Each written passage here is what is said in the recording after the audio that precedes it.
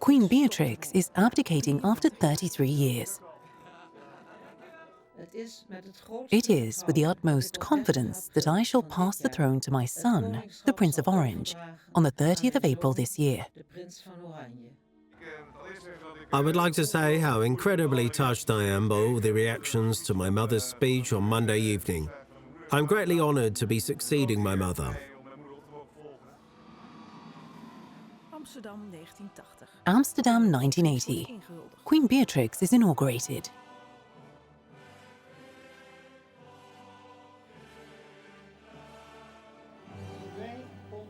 In the name of the Dutch nation, and according to the Constitution, we receive and honour you as our Queen.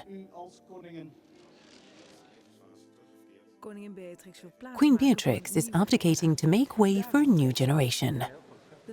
The last years of her reign have not been easy. Prince Claus passed away 10 years ago.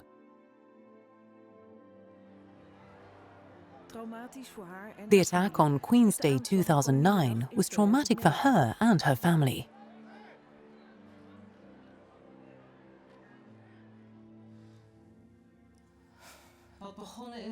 What started as a wonderful day ended in terrible tragedy.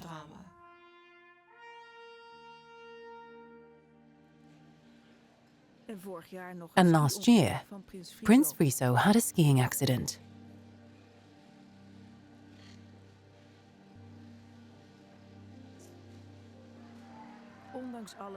The Queen carries on despite everything, but she abdicates on Tuesday.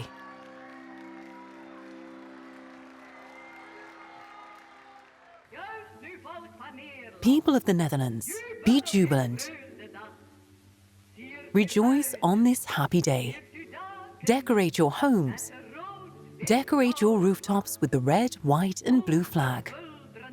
Hear the 51-gun salute, a princess.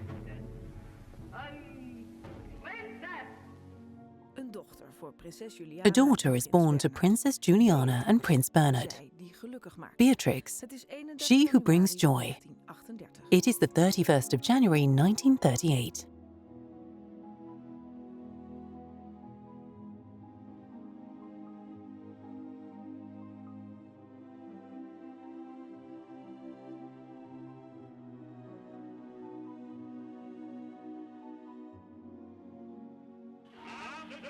Citizens of Amsterdam, citizens of Barn, citizens of Haarlem, with heartfelt joy, we announce that today, on the 31st of January 1938, by the grace of God, a princess of Orange-Nassau, princess of Lippe-Biesterfeld, was born.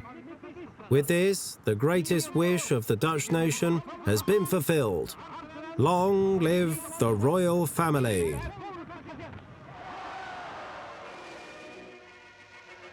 A nation rejoices.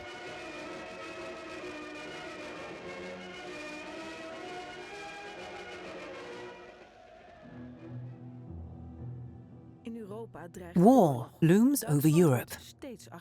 Germany is becoming increasingly aggressive. Adolf Hitler's power is growing by the day. Germany invades the Netherlands on the 10th of May 1940. The royal family flees to England. Baby Irene travels in a gas-proof carry-cot. Beatrix is 2 years old. Princess Juliana and her children travel on to Ottawa in Canada, where it is safer. They stay there for the rest of the war. Bernard occasionally travels over from London. And Princess Margaret is born in Canada in 1943. The war is far away for Beatrix.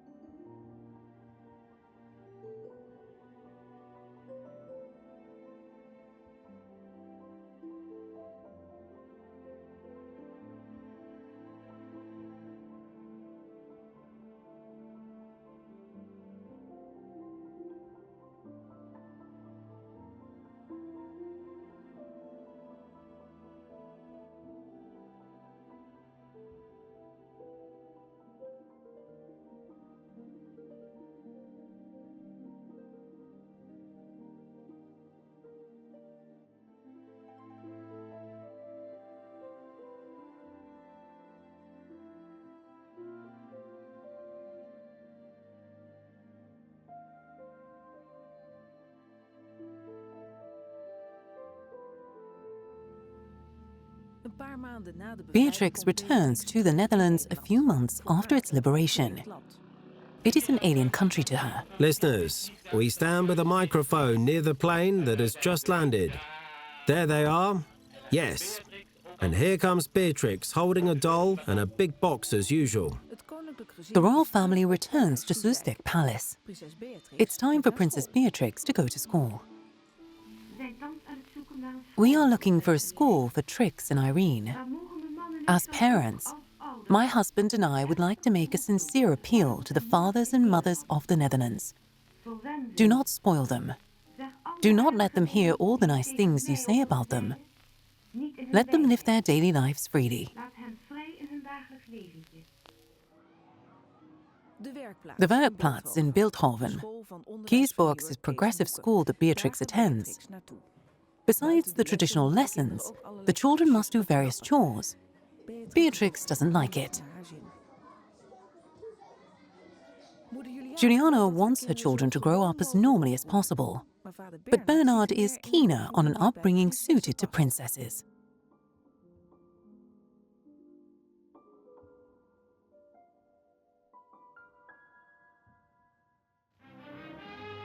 The Princess at Home.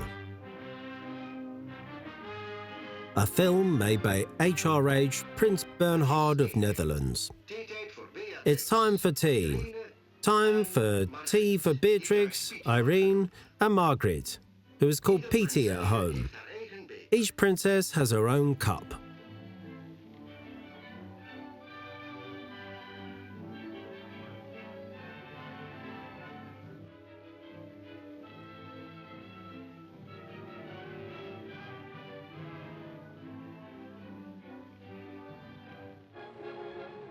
Beatrix is present when her grandmother, Wilhelmina, celebrates 50 years as queen. The celebration is held in the Olympic Stadium in Amsterdam.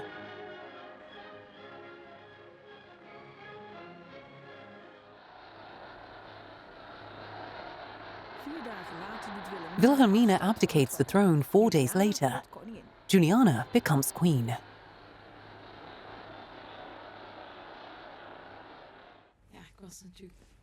I was 10 years old, of course. I suppose just old enough to remember many things. I remember lots of details. It was also the first large official event we were involved in as children. It made quite an impression on me. 6th of September.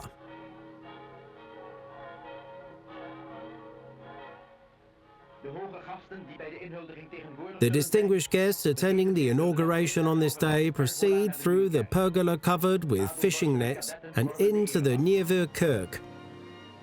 Midshipmen and cadets form the guard of honor. Princess Wilhelmina appears. She is accompanied by Princess Armgard of Lippe-Bestveld, Crown Princess Beatrix and Princess Irene. The clock strikes 11. Cheers swell, herald sound, followed by the royal procession coming outside.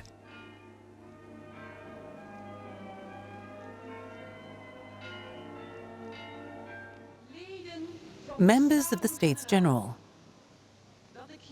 it fills me with melancholy that I appear among you at this time to swear my allegiance to the Constitution. At the time, I was clearly aware that something had changed for me. But at that age, you cannot gauge or comprehend what that exactly entails. It was spoken about, and I was told, at home, we talked about how things would change. But I was oblivious to it during my normal daily life at school. So help me God Almighty.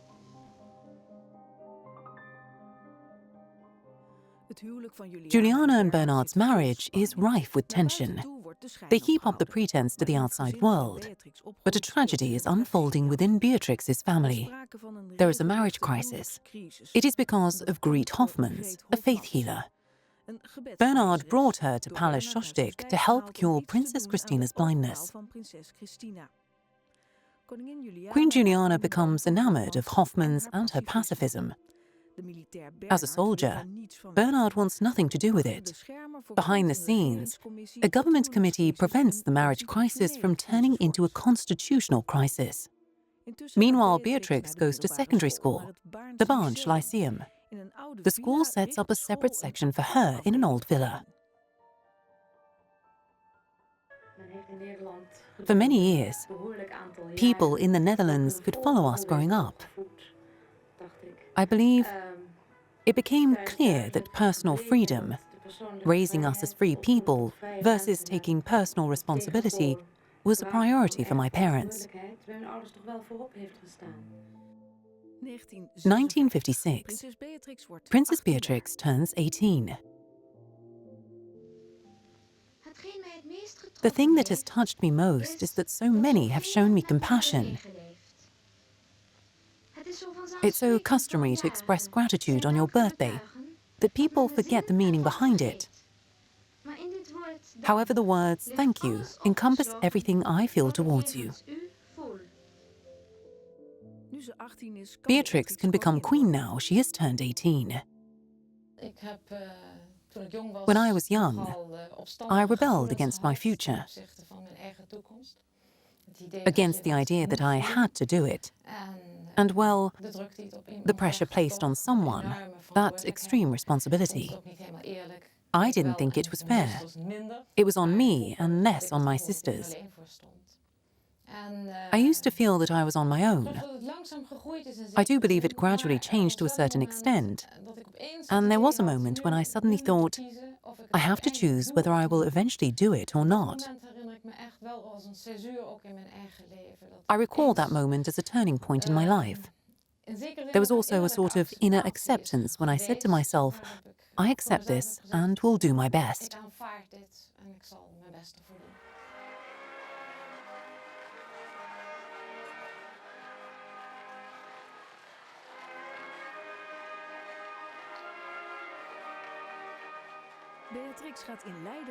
Beatrix enrolls at Leiden University.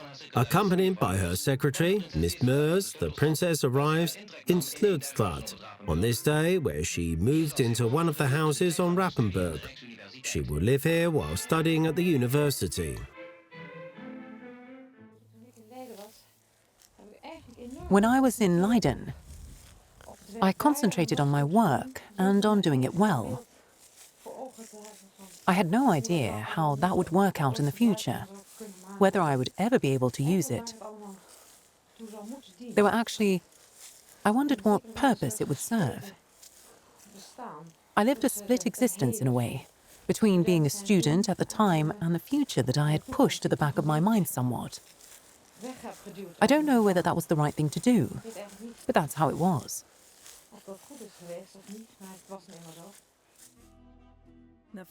After 5.5 years, she graduates with an honorary law degree.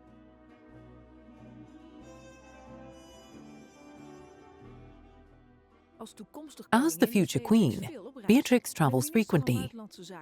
She goes to the United States with Mr. Luns, the Minister of Foreign Affairs.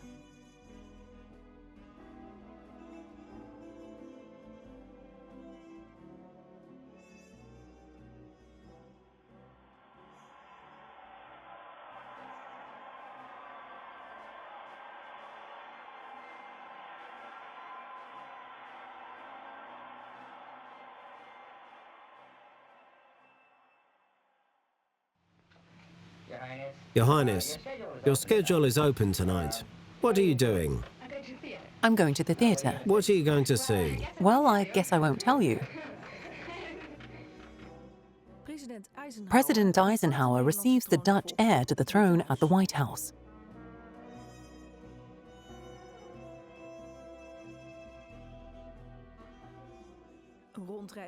Beatrix cuts short a trip to Asia when her grandmother Wilhelmina dies. Bells ring out across The Hague, the city that was Queen Wilhelmina's residence for so long, and that now says goodbye to her mortal remains.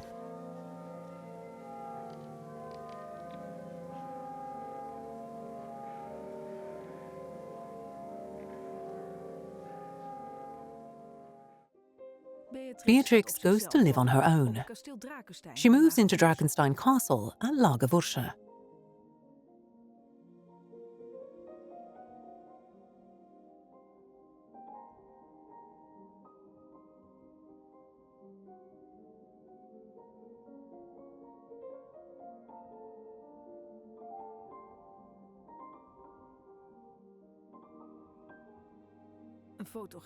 A photographer catches Beatrix with an unknown man in the woods around Drakenstein. It is Claus von Amsberg, a German. It is met with criticism and dismay. The war is still fresh in people's minds, but Beatrix perseveres. I'm pleased to introduce myself to you as the fiancé of Princess Beatrix. I'm aware of your feelings and of the difficulties this brings for many of you.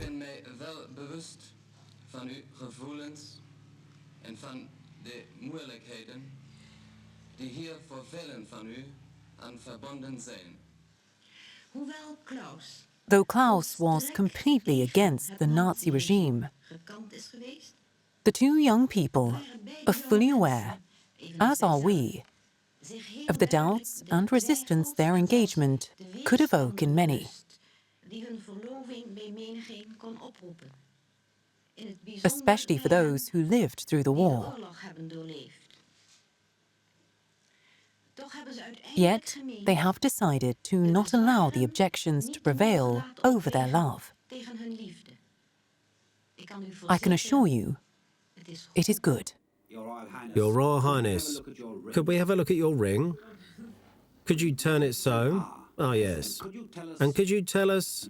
It looks a smashing one. It is beautiful. Could you tell us what the stones are in it? It's diamonds. All diamonds. And now could you tell us where you met Mr. von Amsberg? Well, first time we really met was at my cousin's place. My cousin, Count von Eulenhausen, gave a small dinner party for my sister and myself. We were staying with him, and Claus was asked too.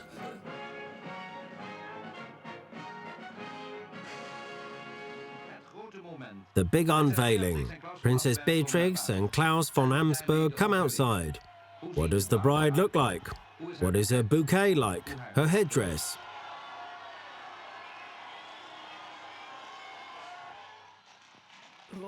Smoke bombs disrupt the procession. The image goes around the globe. Reverend Cater officiates the wedding ceremony in the Westerkerk. And does thee promise to love her and protect her, as is due from her husband to a wife? What is your answer? Yes. The bride also answers affirmatively with all her heart. Until death you shall part, and that you shall be faithful to him in all matters according to the gospel. What is your answer? Yes.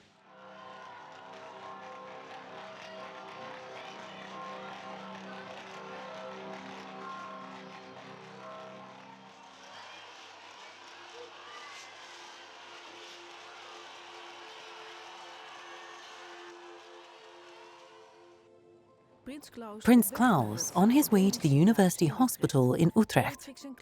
Beatrix and Claus welcome their first child, Willem-Alexander. After 3 queens, the Netherlands will have a king again. They have 2 more boys, Friso and Constantine.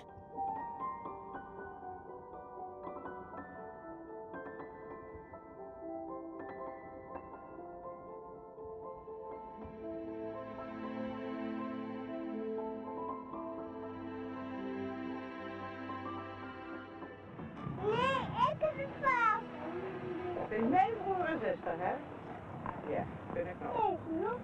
Ja, kun je kijken, Carlos? Ja. Welk pakje? Dit pakje zeker voor God, mijn man. Kostuum. Geen pakje.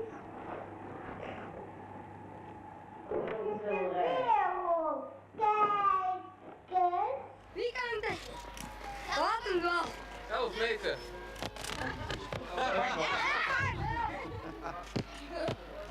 Als hij niet tegen de toestel aanschopt. Hou het voorzichtig.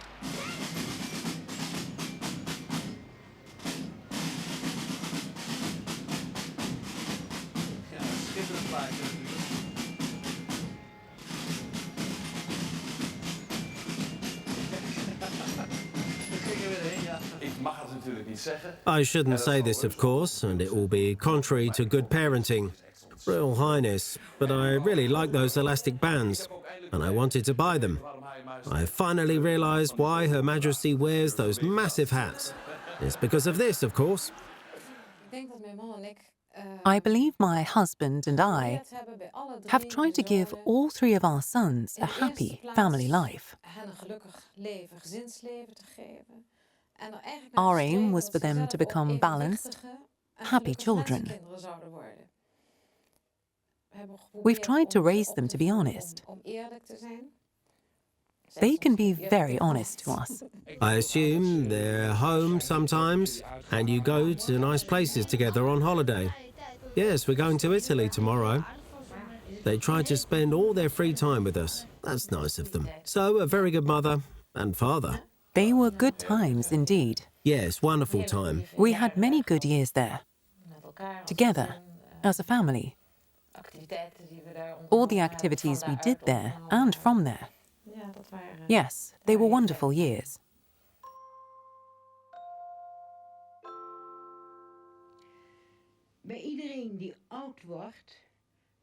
Sooner or later, everyone who is getting older is confronted with the sobering fact that strength diminishes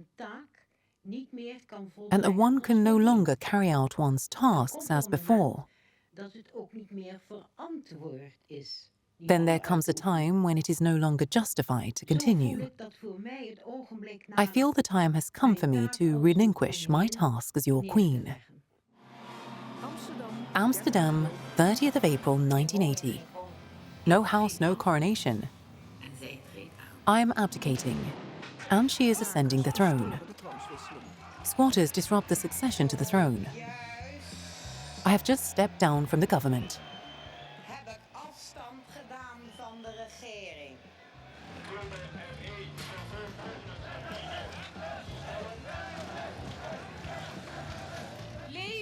Long live the Netherlands.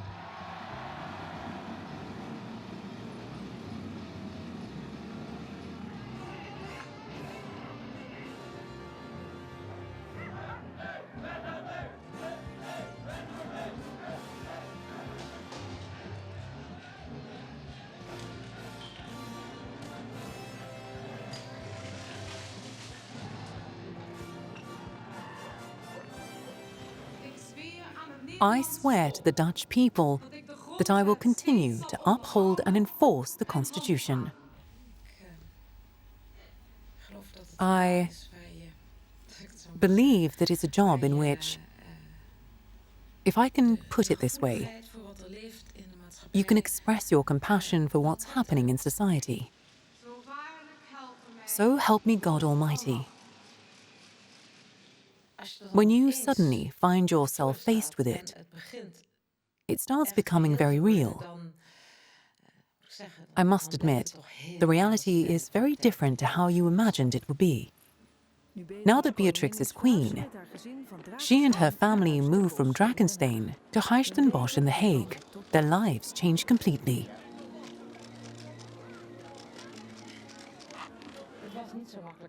It wasn't easy to move. It wasn't easy to navigate another new lifestyle and find our way with growing children, with their own demands and problems, and completely new surroundings for us. Queen Beatrix goes on more than 50 state visits.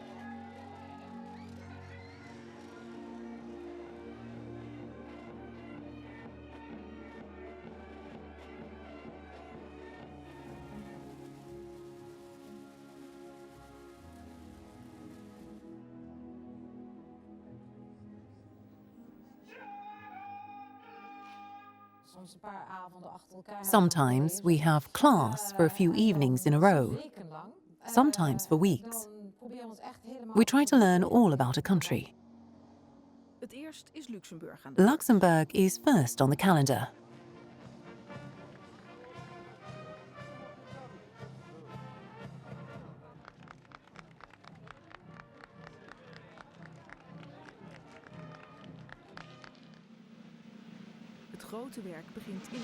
The serious work starts in 1982.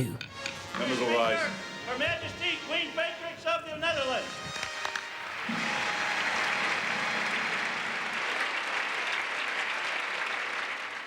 You in America, and we in our much more vulnerable Europe. Together, we must consider questions confronting us. Together, seek the answers. Beatrix wears a headscarf during a state visit to the United Arab Emirates. She faces criticism for that. The Queen says, as does Maxima, that she is adapting to the customs of the host country. In this case, a country of great economic importance to the Netherlands. Trade and the economy are becoming increasingly significant during state visits.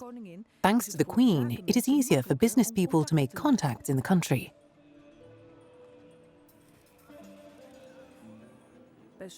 Beatrix criticizes the Netherlands' past during some state visits.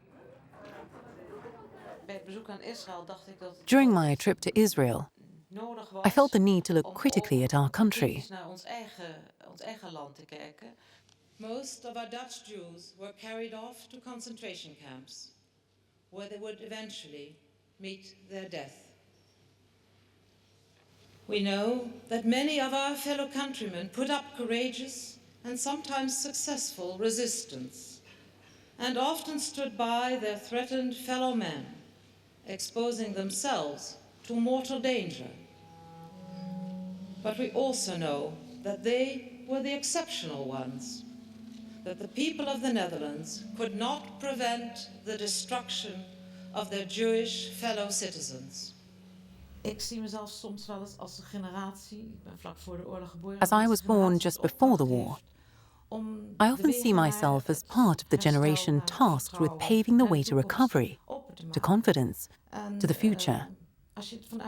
And if you look at it from that angle, a state visit is an incredibly compelling and valuable tool.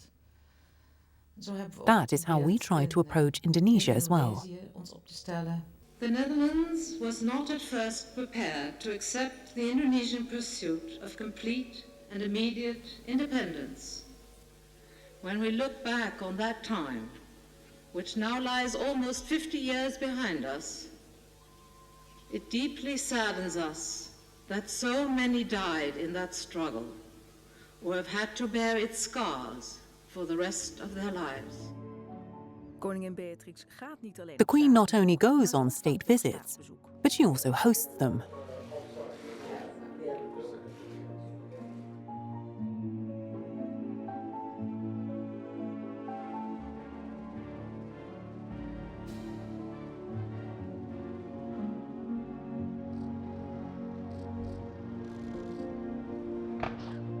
You have received much respect in many parts of the world for the unambiguous way in which you have supported the international fight against terrorism. Beatrix is for collaboration in Europe, which she constantly voices, even when there is rising criticism of Europe in our country. Europe is more than the pursuit of an end goal. It is history in the making. We suddenly had European borders opened. All kinds of people sought contact with each other across those borders. It made all sorts of organizations, all kinds of partnerships possible, and they were supported and encouraged. That was, well, incredibly inspiring, of course. For her support of Europe, she received the Charlemagne Prize of Aachen in 1996. The European community has brought prosperity, but it goes beyond money. Europe brings us peace above all. Dutch art and culture, a regular feature of every state visit. Art and culture also play a significant role in Beatrix's personal life. If I'm completely honest, I found modern art extremely complex as a teenager. I struggled against it. I had trouble accepting it, difficulty understanding it, and well, it led to many discussions. I had little appreciation for it. That has completely changed. Sculpture is her favorite art form. She herself sculpts too.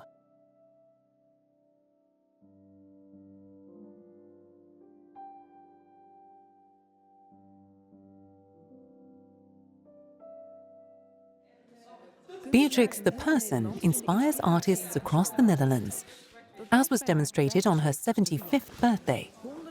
Hundreds of people sent in their images of Beatrix for a special exhibition.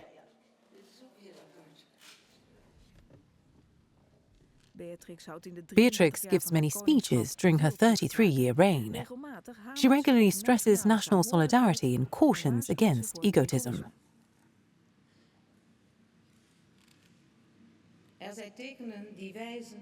There are signs indicating a genuine risk of slowly slipping into egocentric mindsets and actions that tarnish the freedom of our fellow man. The community's well-being demands effort from us all. Expressions of warmth between people are essential now more than ever. Freedom and liberty are not limitless. Those who vilify others lose their credibility.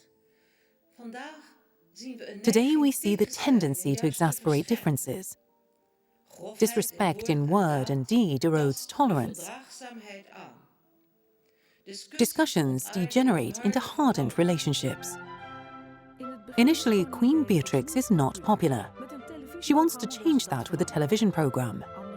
In contrast to her mother Juliana, Beatrix is distant, too majestical, so she deliberately shows a different side of herself. The monarchy is founded on the support of the people. It would no longer function well if people no longer wanted it, felt it was not part of them, or didn't feel at home in it. Then it would no longer function properly. The day after the broadcast is Queen's Day. She goes to Amsterdam unannounced, a charm offensive. The press is informed in advance.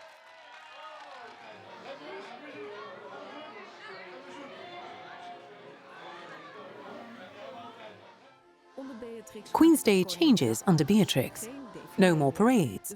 The family go out into the country. The date of the 30th of April does not change. Dearest mother, today is your birthday. This day will continue to be Queen's Day.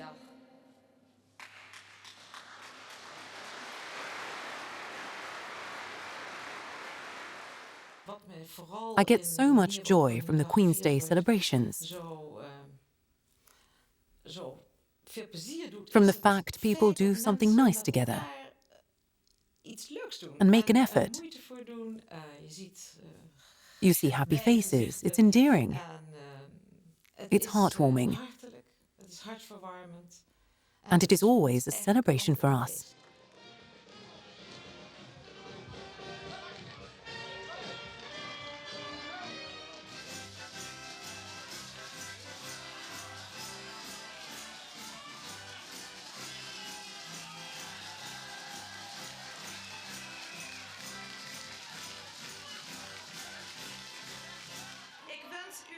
I wish everyone here and the many people across the Netherlands who are celebrating an exceptionally festive and wonderful day. Long live the Queen! As Queen, Beatrix tries to offer comfort in times of national disasters.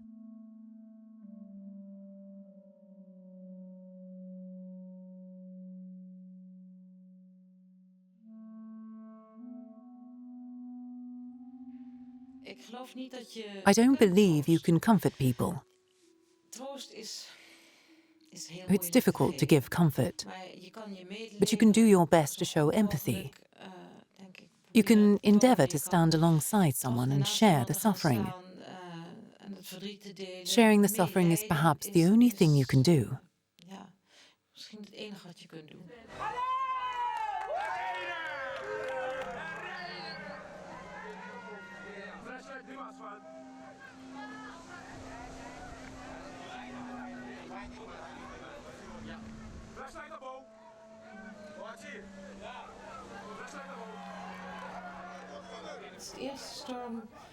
It's the first time a storm has damaged all 6 islands.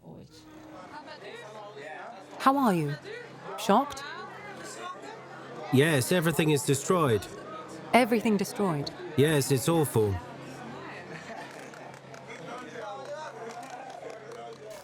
It was harrowing. It was. Yes.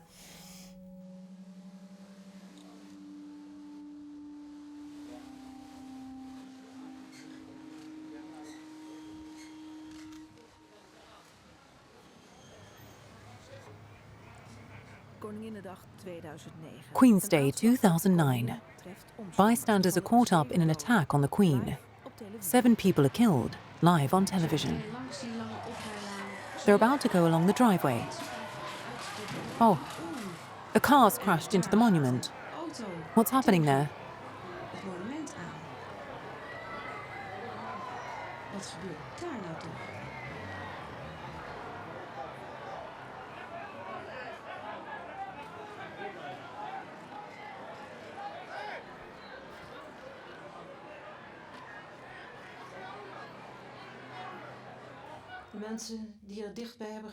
The people standing nearby, those who saw it on television, all those who experienced it must have looked on in astonishment and disbelief. We are speechless that something so terrible could have happened. As head of state, Queen Beatrix plays a role in national government. It's more than a ceremonial one.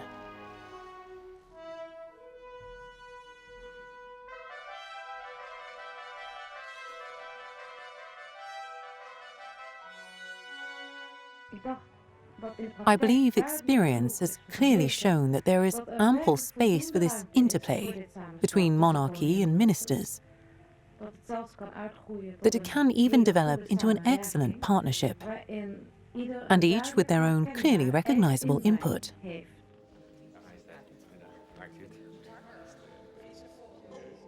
One of the Queen's tasks is swearing in new ministers. At the end of the last year, it took place in public for the first time, against Beatrix's wishes, and it went wrong too. I declare and promise that. Again. Has to be done again. Why? It will become a charade. Another first. The last cabinet under Beatrix comes about without her input. She is not involved in the formation. Members of the States General. The budget. The Queen is a member of the government. That is a step too far for some politicians. They would prefer a monarchy with a purely ceremonial role. Beatrix thinks otherwise. If we have clearly established the ministerial responsibilities in the Constitution, there must be a basis to enable it to function well. Being a member of or taking part in the government, well, it actually means that the head of state, the monarchy, has a place in that no matter the colour of the political party.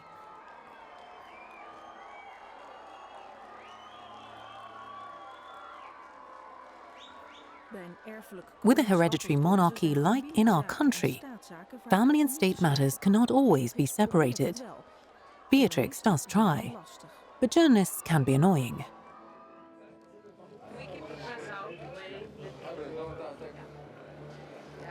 All right, enough now. Can these people... Oh, really unbearable, really dreadful. Willem-Alexander's choice of Maxima Zorreguieta causes some controversy. Her father was a member of the regime of the Argentinian dictator Videla. Yet the engagement goes ahead.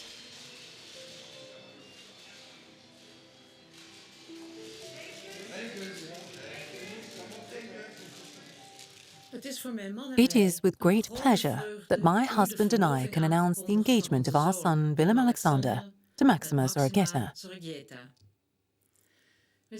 As parents, we are extremely happy about their decision to share their lives together.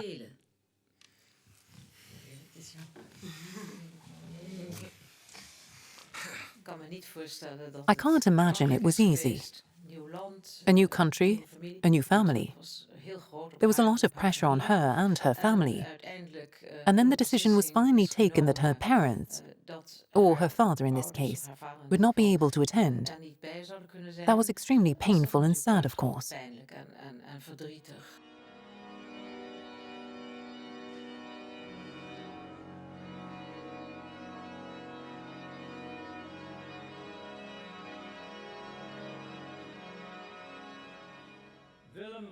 Willem-Alexander, do you take Maxima Zorreguieta as your wife, to have and to hold from this day forward? What is your answer? Yes. And thee? They heard your answer. And thee, Maxima Zorregeta? Do you take Willem Alexander Klaus George Ferdinand of Orange to have and to hold from this day forward? What is your answer? Wat is daarop uw antwoord? Yes.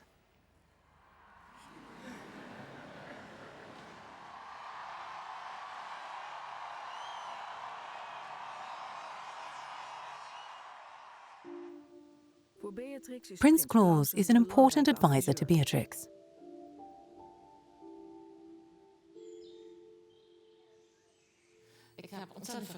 I have been extremely fortunate to have someone in my life who follows me with a critical eye, who supports me, who compliments me, and with whom I can discuss anything. That's nice. And yes, he's a brilliant interlocutor. And I'm so happy you're here. And you cannot, ladies and gentlemen, imagine what I'm feeling. It's fabulous. Thank you, Beatrix.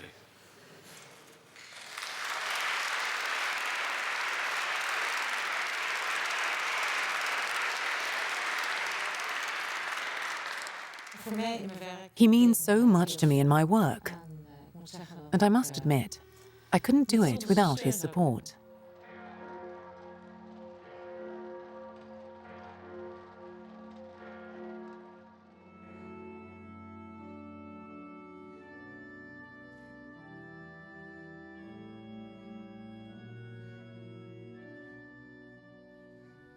Op Koninginnedag van dit jaar. This year, we watched Queen's Day on television in this room, in the Amsterdam Academic Hospital. The volume was low. There they are, he said. Look at them. They are doing so well. And I stood there. That was my place. Beside her. He was beaming. Dat was mijn plaats. Naast haar. Hij straalde.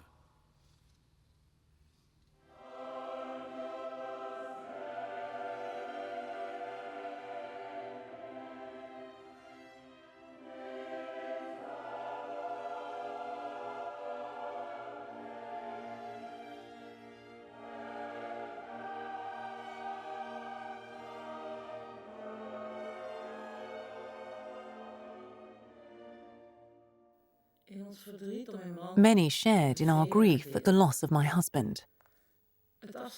His death has shed a light on him as a person.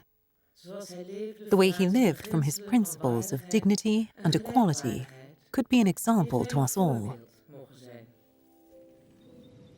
2 years after her husband's death, Beatrix loses her parents. First, her mother, Queen Juliana.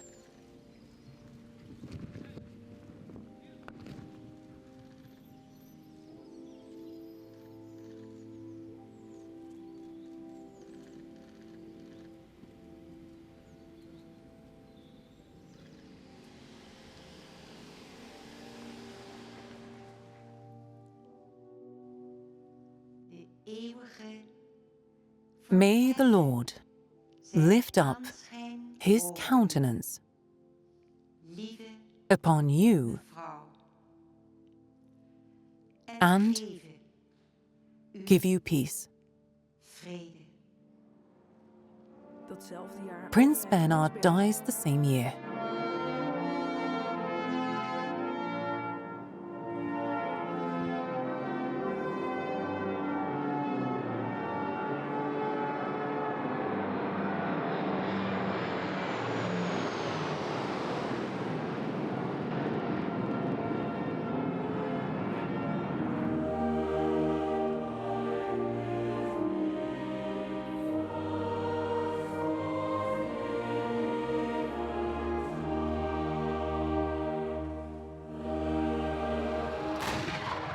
Traditional homage to the birth of a new heir to the throne, Princess Katharina Amalia.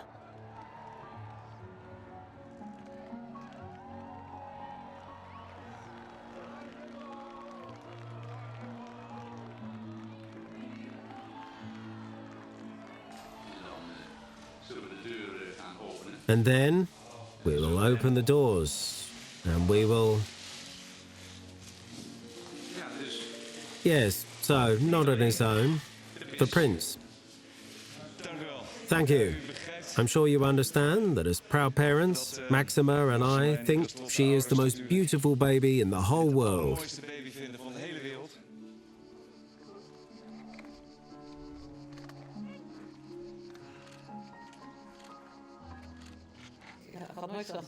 I never thought it would be so nice.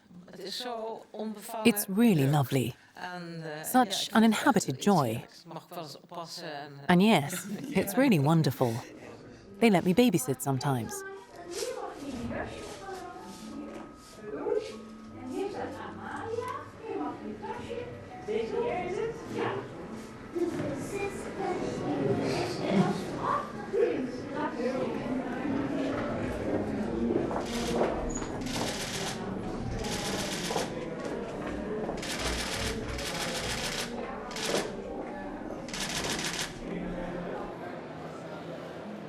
The throne is coming ever closer for Willem-Alexander and Maxima.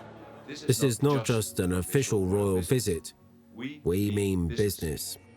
They go on official visits, almost like state visits, and always accompanied by the elite of the business community. Queen Beatrix does not join them.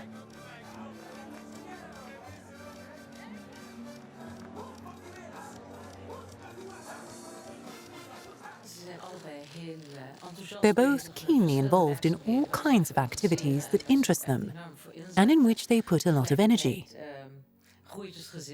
At the same time, they have a growing family that requires their time and attention too. I really hope they're able to enjoy this period in their lives, that they have the time to raise their family and do their work well. Every year, the royal family goes skiing in Lech, Austria. Tragedy strikes in 2012. Prince Friso has a serious skiing accident. He is buried in an avalanche. As far as we know, his condition is stable at the moment, but he is not yet out of danger.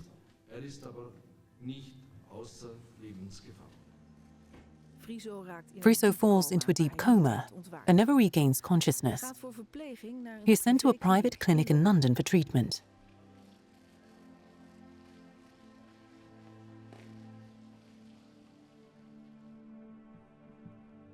Beatrix returns to Lech a year later.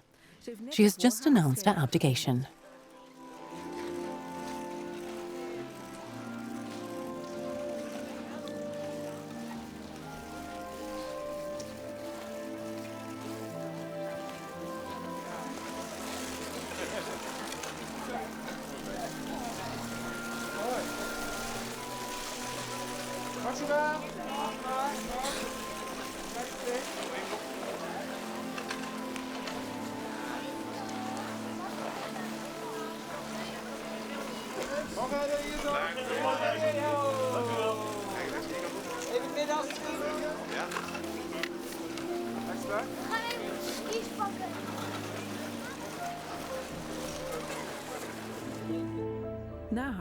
After her abdication, Beatrix returns to live in Drakenstein Castle, the palace she left 33 years ago on becoming queen. I'm deeply grateful for your confidence in me during the many wonderful years I've had the honor of being your queen.